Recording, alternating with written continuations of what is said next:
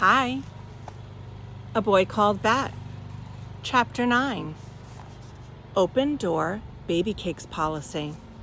Who's baby cakes? Mr. Grayson was a good teacher for lots of reasons.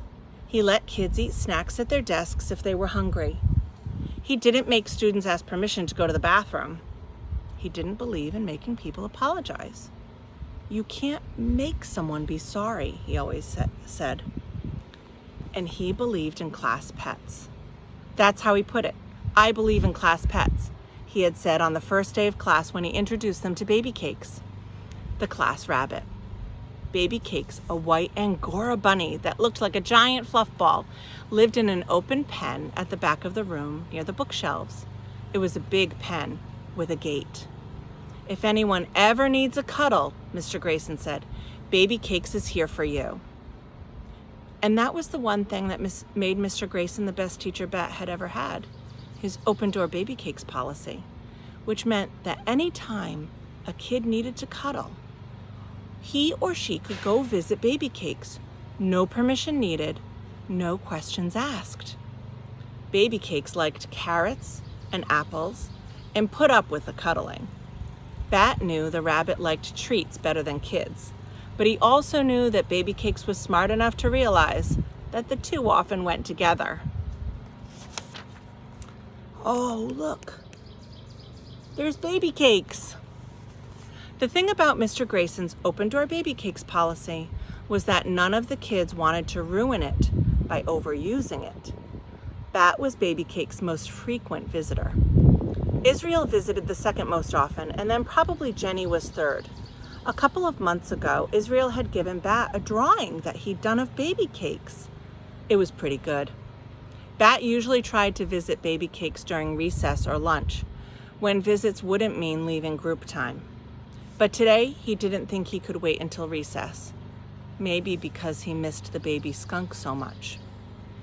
When Mr. Grayson had everyone pull out the money game called Payday that they played on Fridays, Bat slipped away from his table and headed to the back of the room. Today, Baby Cakes wasn't sleeping. She was just sitting in her favorite spot on top of the plastic hutch where she slept. She looked like white cotton candy.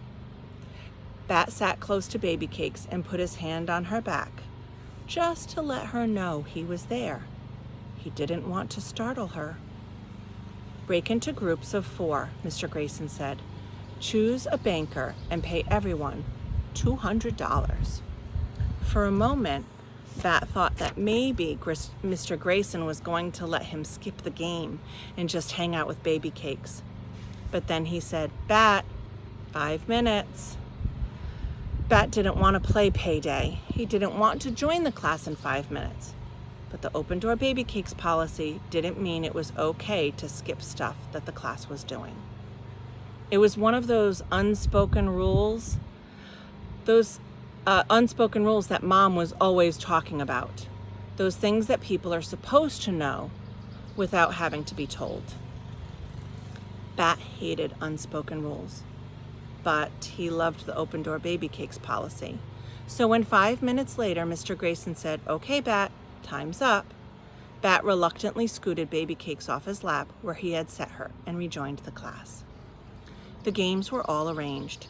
Jenny Pearson had dealt out $200 for Bat. Luca, Bat saw, had returned from the bathroom with red-rimmed eyes. She was in a different group. Ready? Jenny asked.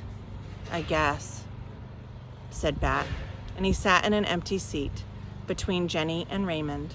Across from him, Corey rolled the dice. Bat sighed. It was going to be a long day. And guess what? Next time, it'll be chapter 10, and that's called A Very Long Day. See you next time.